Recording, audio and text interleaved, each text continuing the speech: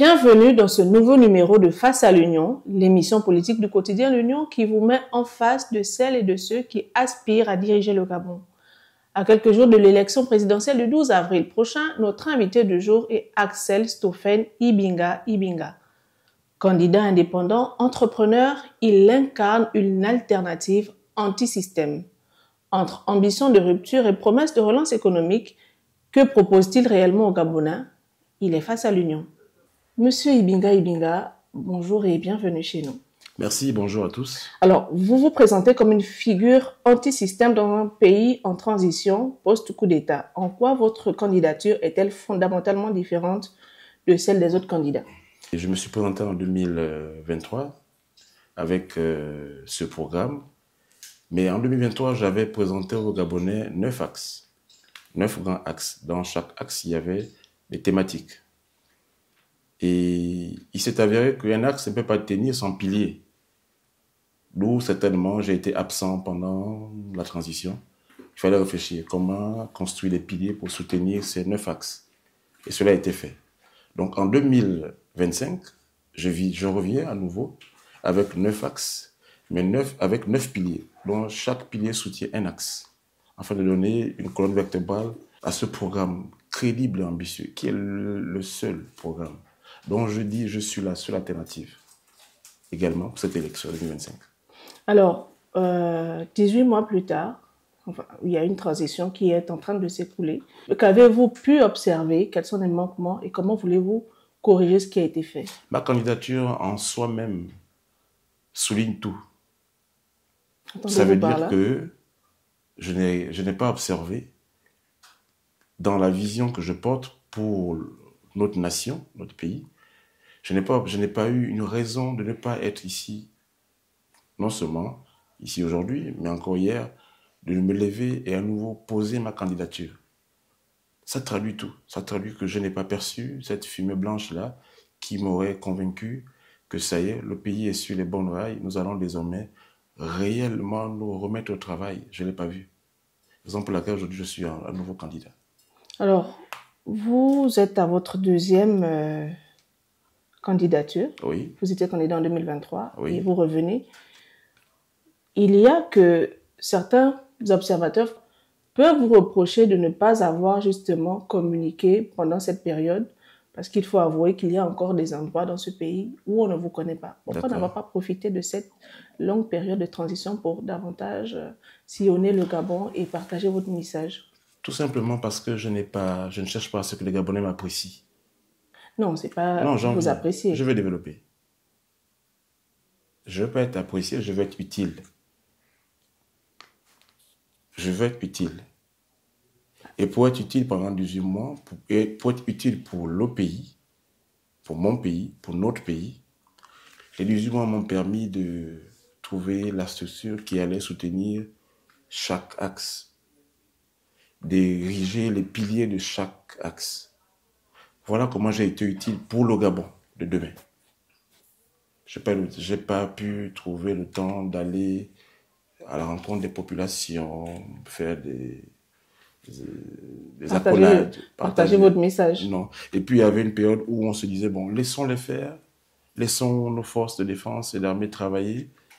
Le temps viendra où nous allons juger de l'opportunité, éventuellement de dire ou de ne pas dire ce qui a été fait ou ce qui n'a pas pu se faire. 18 mois plus tard, qu'est-ce qui n'a pas été fait? De façon précise, de façon précise, ce qui n'a pas été fait, c'est que ça ne m'a pas empêché d'être candidat. Non pas par ambition. Aujourd'hui, non pas par ambition. Mais aujourd'hui, je suis sûr d'une chose. Ma conviction, celle que j'avais en 2023, elle n'a pas pris une ride. Elle n'a pas pris une tâche. Raison pour laquelle je suis là aujourd'hui. Alors, dans votre programme, vous mettez un accent particulier sur l'entrepreneuriat comme solution au chômage des jeunes. Comment concrètement comptez-vous soutenir la création d'entreprises et de coopératives? D'accord. Je disais dans mes causeries, mes rencontres avec les concitoyens, que nous allons mettre un terme à une gouvernance dont la boussole est la politique politicienne. Qu'est-ce que ça veut dire? Ça veut dire qu'aujourd'hui, je prends un exemple sur 2 ans pour le démontrer. Parce qu'il faut vouloir pour se donner les moyens de le faire. Je suis aujourd'hui à l'Union parce que je me suis donné les moyens d'être appelé parmi autant de Gabonais, être retenu et pouvoir être aujourd'hui cette voix autorisée à donner un message à l'ensemble des compatriotes. Rien que pour ça, j'ai dû me mettre dans une disposition. J'ai aménagé ma monture pour être ici. Raison pour laquelle je dis, je me donnerai les moyens de justement permettre à ce que désormais notre gouvernance quitte d'une gouvernance avec une mentalité toujours axée vers la politique, des choix toujours axés vers la politique politicienne. Parce que la politique, c'est la gestion de la cité. Donc, il y a toujours la politique. Mais la politique politicienne qui, malheureusement, aujourd'hui, nous vivons dans notre pays, ne peut pas continuer comme ça. Et c'est pas avec celle-là que nous allons pouvoir redresser le pays. Raison pour laquelle je dis, je vais changer le paradigme. En quoi faisant? Nous allons orienter, d'accord, désormais notre gouvernance vers une gouvernance stratège tournée vers l'économie, en s'appuyant vers le secteur privé, qui est le pourvoyeur, qui est censé être le pourvoyeur de croissance et d'emploi et de richesse, le privé. Pas l'État. Le gouvernement n'a pas les moyens de créer de l'emploi, de la ressource. Le gouvernement, son rôle dans sa mission régalienne, c'est de collecter, mais aussi mettre en place les conditions qui permettront à ces investisseurs, ces entrepreneurs, d'accord, de trouver une attractivité dans chaque secteur, à des facilités d'implantation, de création, d'imagination, de libération de génie, de compétences. C'est ça le rôle du gouvernement. Mettre les conditions pour que les opérateurs viennent investir. Dans tous mes discours, je ne parle pas de la fonction publique. C'est pour dire que je ne regarde même pas ce point-là. On parlera de la fonction publique au moment venu. Alors, Monsieur Ebinga, vous êtes entrepreneur et il y a des jeunes entrepreneurs qui vous regardent. Vous, président, comment allez-vous améliorer l'accès au financement pendant votre magistère? D'accord, merci. Alors, c'est simple. Moi, effectivement, j'ai 19 ans. Tout à l'heure, vous avez dit 17 ans. 19 ans. C'était en 2023, 17 ans. En 2025, ça fait 19 ans. Je n'ai pas eu de soutien de l'État, quelque part, dans le financement. Et c'est ce qui m'a justement amené à me poser cette question. Pourquoi nous sommes peu présents dans cet environnement où il y a tant de potentiel? Parce qu'il n'y a pas d'accompagnement. Comment comptez-vous les accompagner? Dans mon premier mandat, il y aura 25 milliards par an, ce qui fait 175 milliards qui vont être injectés pour soutenir. Je vous ai dit, ma gouvernance va changer de direction. Elle va désormais s'orienter vers une gouvernance stratège, tournée vers l'économie qui s'appuie vers le privé. Donc, je mettrai en place un instrument financier qui va être comme une caution d'État, une garantie d'État, pour que chaque projet à fort potentiel puisse avoir sa caution, d'accord? Ces 25 milliards, c'est vraiment des cautions. Chaque année, hein, c'est pas sur 7 ans, c'est 175 milliards. Ça veut dire que maintenant, nous allons voir, l'État va demander maintenant, les partenaires bancaires que nous avons en fait, si une entreprise un entrepreneur va, il apporte un projet, et je vais réhabiliter la chambre de commerce, la réhabiliter dans son rôle de pivot de l'économie. À combien va s'élever la caution pour un Gabonais, pour un entrepreneur? Il n'aura pas de caution à payer. Parce que j'apporte la caution. Chaque projet aura sa caution. Il y aura des experts qui vont évaluer la capacité, la profondeur, la largeur, la hauteur, le potentiel du projet. Donc, ils n'auront plus de caution à payer. Je mettrai 25 milliards par an pour payer leur caution pour qu'ils aient le financement. Vous comptez travailler avec la BCEG, non? La BCEG, oui, c'est un modèle que je pense que c'est un modèle qui ne tient pas. Pourquoi vous le dites? C'est un modèle qui est venu pour être, soi-disant, être la banque de développement, la banque d'investissement. Mais ils sont dans le service, ils font les crédits à la consommation. Le modèle, il est calqué. Il ne vous convainc pas? Il ne convainc pas, ils sont dans le crédit à la consommation, ils sont dans la banque de détail. Mais une banque d'investissement finance la production, finance l'investissement. Elle n'est pas dans le détail. Les voitures, la consommation, elle veut les comptes, les particuliers doivent ouvrir les comptes. Elle devait être axée uniquement sur les entreprises. Et c'est là où je dis, mon instrument sera uniquement sur les entreprises, pas sur les particuliers. Les particuliers ont leur banque. Ils sont abonnés depuis longtemps à des des établissements dont on connaît très bien l'existence. Ils peuvent aller prendre quel client, là, la banque, la BCEG. Ils vont arracher les clients à qui? Qui aura confiance? Le jour, les Gabonais ont une défiance dans tout ce qui vient de l'État. La preuve, je dis la Post-Banque, beaucoup sont déçus. Mais qui nous dit qu'aujourd'hui, rien ne va tout va se passer aussi bien qu'on le prétend aujourd'hui? Ils n'ont pas le bon modèle. Ils l'ont pas, je le dis. Et j'ai écouté l'interview du directeur général de cette banque. J'étais choqué de voir que finalement, c'est les mêmes taux en fait. C'est les mêmes taux. Vous vous attendiez à quoi exactement à travers... Mais vu l'annonce, la communication qui a été faite, je m'attendais à ce que vraiment ce soit un concours. D'abord, ce soit un produit uniquement dédié aux entrepreneurs, d'accord? Mais pas pour financer le développement, d'accord? Mais pas ce panier à crabe là où il y a tout dedans, il y a les voitures, il y a la consommation, il y a même le loisir. Non, c'est pas ça en fait. Merci, Monsieur Ibinga. Merci. Alors, vous avez un projet ambitieux. Crédible, crédible et ambitieux. Oui. Il y a que le Gabon a face à lui le poids de la dette. Oui. Comment comptez-vous conjuguer avec la dette et ce projet, ce programme que vous comptez mettre en œuvre? Déjà, je n'ai pas l'intention d'emprunter quoi que ce soit pour financer cette dynamique alternative. Je ne vais rien emprunter. Je le dis aujourd'hui. Nous n'allons rien emprunter pour financer la dynamique alternative parce que nous allons fermer les mauvais robinets pour ouvrir les bons. Quels sont ces mauvais robinets que vous comptez fermer? La politique politicienne. D'une part. J'ai pris tout à l'heure un exemple. Si je vais plus loin, je parlerai de 35 ans. Donc je préfère ne pas trop choquer l'opinion et puis rester sur un laps de temps. 2 ans. 2023, 2025. Je vous ai énoncé là 232 milliards. Vous savez, j'ai fait un exemple. C'est pas qu'on dit, lorsqu'on se regarde, on se désole. Quand on se compare, on se console. Mais j'aimerais quand même me comparer. J'ai vu récemment, en Côte d'Ivoire, ils ont financé une grande infrastructure, un grand rond-point. C'est sur les médias qui désengorge la ville. Cette infrastructure a coûté 31 milliards. Aujourd'hui, ça désengorge cette grande ville-là. Nous, on a sorti en 2024 5 plus 27, 32 milliards pour la politique. C'est énorme selon vous? Énorme. Eux, ils ont sorti 31 milliards 900 pour désengorger la ville. Aujourd'hui, nous subissons des embouteillages tous les jours. Regardez un peu la différence. 31 milliards, on soulage les populations. Nous, on met 32 milliards, on ne ressent même pas l'impact de ça dans nos vies. Justement, vous, en tant que président de la République, comment rompre justement avec ce désastre financier? Oui. Avec ce désastre financier et restaurer la confiance chez la population? Nous étions tout à l'heure sur la dette. Le pays est endetté. Comment faire? Redéfinir. D'accord. Déjà par rapport à la dette, d'accord. Redéfinir les urgences, d'accord, dans la dépense publique. Nous devons revoir la dépense publique. Quelles sont les priorités? Redéfinir les priorités de notre dépense publique. Comment on l'organise?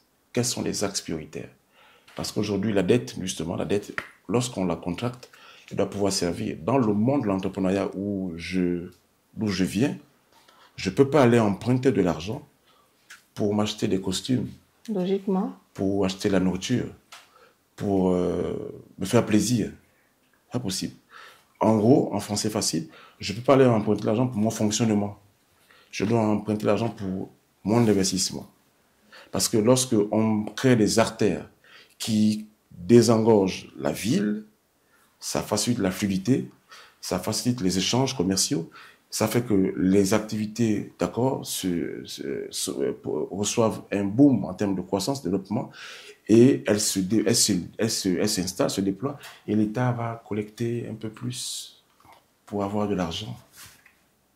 Voilà comment je pense que les choses doivent faire. Maintenant, pour venir à votre question, j'ai d'abord voulu fermer la parenthèse de la dette, d'accord? Oui, je l'ai bien entendu. Voilà. La dernière, c'était quoi? Avant-dernière? Restaurer la confiance, justement, chez ceux qui vous regardent. Nous restaurons la confiance par un changement de mentalité, d'abord. Comment allez-vous faire déjà pour vos 100 premiers jours? Quels sont les actions concrètes que vous comptez mettre en œuvre? Les 100 premiers jours, pour moi, c'est même long. Je trouve que je regrette même les 30 premiers jours. Oui. Aussi facile que ça? Non, les 30 premiers jours, nous allons mettre les fondements. D'accord? Quels sont ces fondements? Nous allons tracer, d'accord? Déjà, il y a un problème au Gabon. Il faut d'abord, on a parlé de restauration des institutions. On a oublié les hommes. Ah, vous comptez restaurer les hommes? Je compte moraliser le débat public, moraliser la vie publique, d'accord? Mettre un peu de l'ordre dans les mentalités, dépolitiser. Parce que le problème du Gabon, c'est ça en fait. Il faut dépolitiser les consciences gabonaises. Cette idée selon laquelle l'État a tout, l'État c'est un arbre qui produit des fruits qui tombent du ciel, où on peut tout faire. Quand c'est l'État, on peut casser la voiture. Quand c'est l'État, on peut ne pas aller à l'heure au travail. Quand c'est l'État, on peut se permettre de ne rien faire parce que l'État a de l'argent. Ça, c'est la bonne question de mentalité. Comment comptez-vous corriger ça? Nous allons on parle de mentalité quand même. Oui, nous allons mettre en place, d'accord, un plan, d'accord. Je disais tout à l'heure, je vais restaurer, d'accord. Restaurer d'abord, restaurer le débat, d'accord, et la moralité publique. C'est une question de morale. Il faut d'abord être conscient de ça. Ce sont des hommes d'abord. Pour mettre en place ce programme, il faut qu'il y ait des hommes qui comprennent la vision. C'est une vision que je mets. Je ne présente pas, c'est pas un discours que je fais. Je donne une vision, j'apporte une vision. Il faut que les compatriotes saisissent cette vision. Lorsqu'ils la verront, plus personne ne pourra la retirer de leur esprit. Cette vision, c'est la République au travail. Lorsque j'entends la République au travail, il n'y a aucune exclusion derrière. La République au travail. Tout le monde va travailler. Tout le monde est concerné. Même nos compatriotes venus trouver, on va dire, refuge, ou sinon, qui ont choisi de prendre le Gabon comme leur terre d'accueil. Voilà. Même eux sont dans la République, ils vont travailler. Parce que déjà, ils travaillent. Mais nous allons encore tous mieux travailler.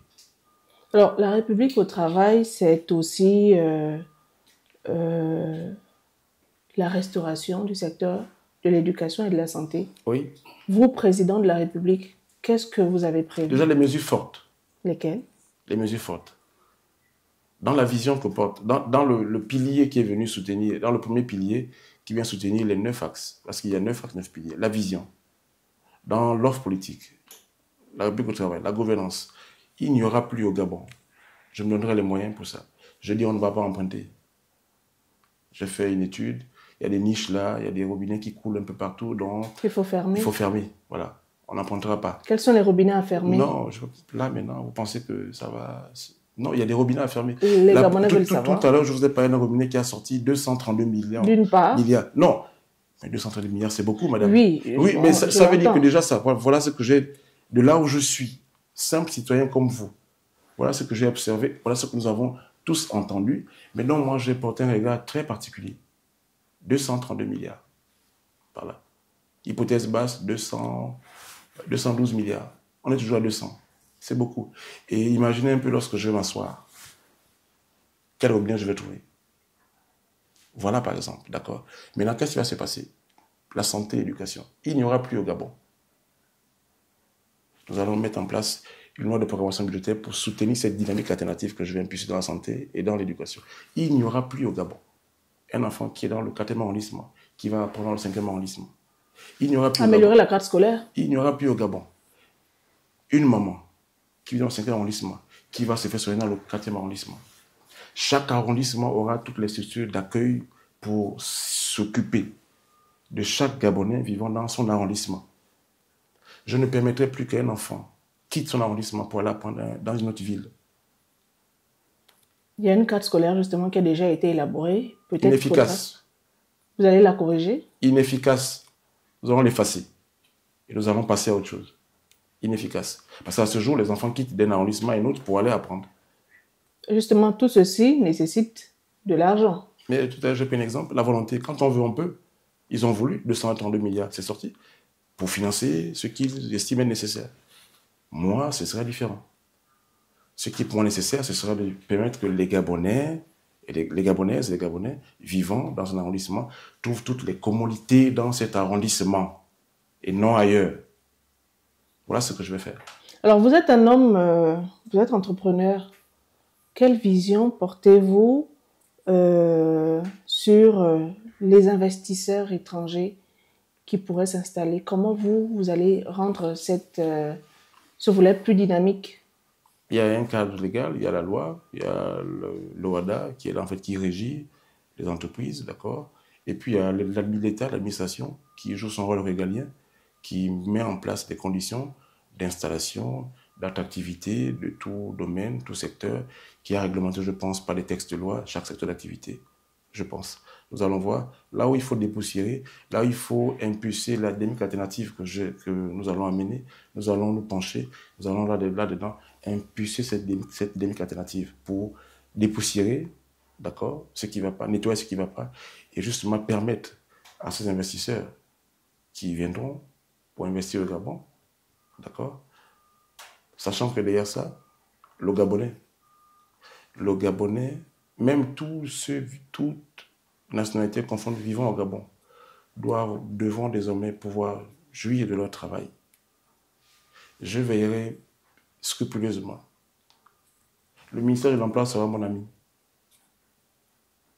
Le ministère de l'Emploi. Je n'ai pas dit le ministre. Je fais la distinction. C'est bien de faire la distinction, justement. Le ministère de l'Emploi sera mon ami.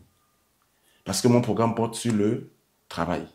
Alors, vous insistez sur les robinets qu'il faudra fermer. Oui. Vous, président de la République, combien de ministres, de membres du gouvernement devront travailler à vos côtés?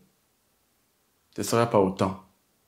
Ça, je peux vous le dire. Quels sont, selon vous, les ministères qui devront être supprimés pour faire des économies? Ce ne sera pas autant, mais là n'est pas le sujet. Et je vous rassure. Le nombre de membres du gouvernement qu'il y aura dans l'administration. J'aime bien faire la différence quand je parle de l'administration que je vais diriger. Parce que l'administration, ce n'est pas seulement le gouvernement. Quand on parle de gouvernement, mais on parle d'administration. On dit bien l'administration du territoire. Il y a le pouvoir centralisé et décentralisé. Tout ça, c'est l'administration. L'administration que je vais diriger dans la dynamique alternative que je vais impulser pour revenir sur le gouvernement, il n'y aura jamais eu au Gabon, dans le gouvernement, ce nombre de ministres au pays, dans ce pays-là. Ce sera la première. On a vu récemment, on a commencé à 28, on a fini à... Je vous dis, ça va. Le gouvernement qu'on mettra en place, on n'aura jamais eu un gouvernement avec un tel effectif. Alors, la dynamique alternative a-t-elle prévu quelque chose pour ramener de l'eau et de l'énergie dans les ménages, Tout à fait. Et l'accès au logement qui se pose avec acuité au Gabon? Tout à fait. Dans cette dynamique alternative, on va aller sur le logement, on va aller sur l'eau d'abord, et l'électricité. Ça repose sur le 8e pilier de mon programme. J'aimerais quand même terminer. J'ai cité 3 piliers. Après les 3 piliers, la dynamique alternative a pour principe vision, d'accord, 3 principes d'État, parmi lesquels nous avons l'État régalien, l'État-providence, l'État-stratège. Lorsqu'on sort de là, ça fait 6, avec la vision, l'offre, la gouvernance. 7e pilier, on tombe sur les domaines de souveraineté. Souveraineté alimentaire, souveraineté énergétique et ressources hydrauliques, souveraineté économique. Votre question touche le 8e pilier, la souveraineté énergétique, qui a son axe dans mon programme. Je vais répondre. Nous allons remédier à ça. D'accord? Nous allons diagnostiquer. Pourquoi? Par exemple, je prends un cas de figure. Pourquoi un arrondissement doit être alimenté par un transfo Pourquoi le premier arrondissement alimente Akanda? Pourquoi Libreville alimenterait-il Ovendo, par exemple? Chaque grande ville que nous allons définir, parce qu'il faut qu'on aille plus loin. C'est quoi une ville? Quelle ville est-elle? Nous allons mettre en place Chaque grande ville devra avoir son transformateur qui va prendre en compte la densité de la population vivant. Il n'y aura plus un transfert qui se balade, qui fait des transversales d'alimentation, qui conduit le courant d'un point à un autre. Et ce sera pareil pour l'eau. Nous mettrons les moyens pour que chaque grande ville, d'accord, puisse avoir effectivement les capacités d'alimenter en eau les populations. Alors, Monsieur Ebinga, nous sommes à quelques jours de cette date fatidique du grand jour, du 12 avril. Quel message avez-vous à adresser à ces Gabonais qui vous regardent et qui sont quand même peut-être encore hésitants? D'accord. Le message que j'adresserai à mes Gabonais, aux Gabonais qui me regardent, c'est comme tout à l'heure je l'ai dit, je vais peut-être choquer l'opinion. Je ne cherche pas à être aimé, mais je veux être utile. Utile dans le bon sens. Utile pour servir et non utile pour me servir. Je n'ai pas d'attache. Je ne connais pas ce monde-là. Je ne connais pas cet adversaire. Parce que moi, j'ai un adversaire. Je l'ai identifié. Mais pour que j'aille le saisir et le renverser, il y a des obstacles devant moi. J'en ai dénombré pour l'instant 7. Il faut que les obstacles sautent. Et je m'attaquerai à l'adversaire que moi j'ai identifié. Et pour que je le fasse, pour que nous créions effectivement cette dynamique alternative que je vais impulser, en remettant la République au travail, chacun doit se connecter à cette vision que je donne. Pour qu'ensemble, cette vision, nous allons pousser les obstacles aujourd'hui qui peuvent nous empêcher d'atteindre l'adversaire. Certains n'ont pas l'adversaire, mais moi j'en ai. Et ainsi, pour le faire, pour que ce soit effectif, il faut que le 12 avril, chaque Gabonaise et chaque Gabonais se lève pour aller voter la seule alternative crédible dont notre pays a besoin. Je suis l'alternative de ce pays. J'ai l'antidote. J'ai le remède. Ça fait 35 ans que ce virus coule dans les veines, nous pourrit la vie. 35 ans, 90, 2000, 25, 35 ans. Ils n'ont pas pu avoir l'antidote. Moi, je l'ai. Une dernière question. Oui. Je vous supplie de répondre en 30 secondes. D'accord. Et si vous étiez contacté pour travailler avec le prochain président, et si vous n'étiez pas élu et que quelqu'un d'autre passait au pouvoir, et si vous étiez contacté? Il y a trop de si, là. Seriez-vous prêt à travailler? Il y a un temps pour tout. Ce que je peux dire, c'est que je travaillerai avec ceux qui me convaincront. D'accord?